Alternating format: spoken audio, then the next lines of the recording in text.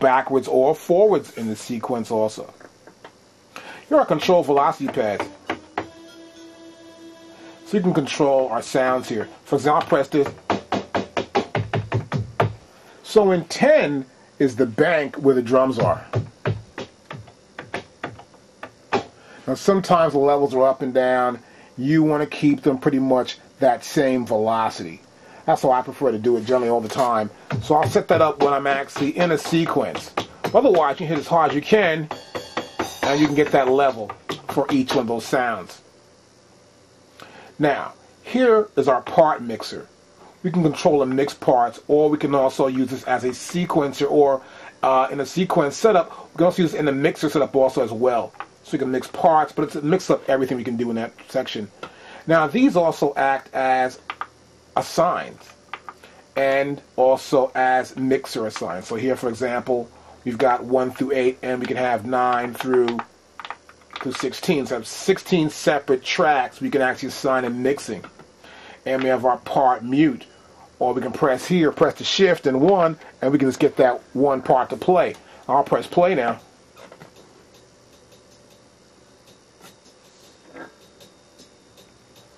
That one part's playing.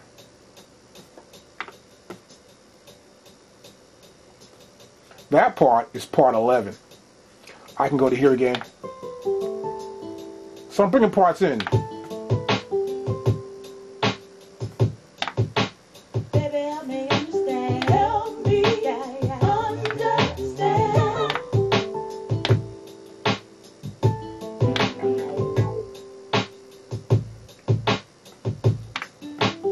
6, 7.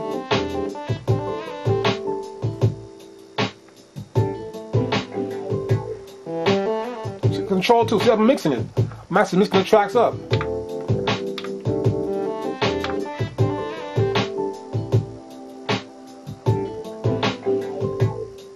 And the vocals are right here. Help me.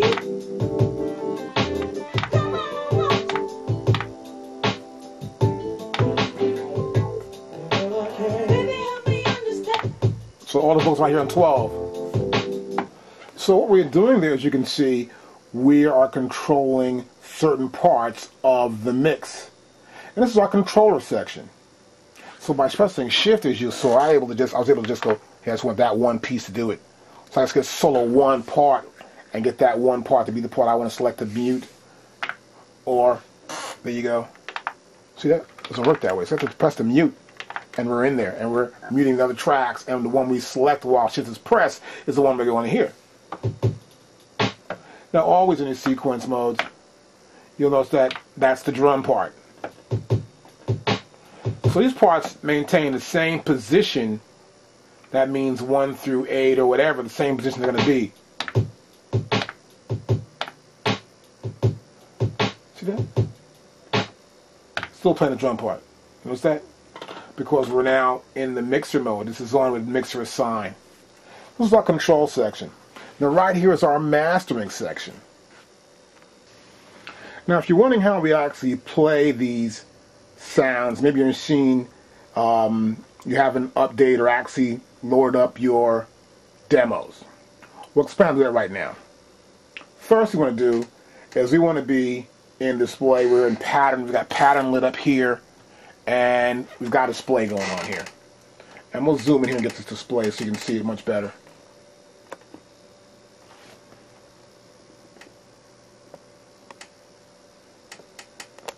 There we go. That's better. Okay, here I'll just press menu.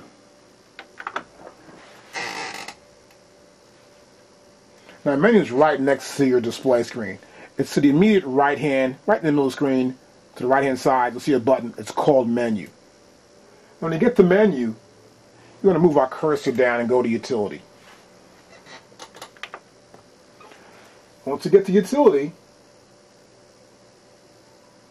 we're going to press enter. Now once you press enter, you see right here we can press F4 for factory reset. So we press F4 right here, and we get factory reset.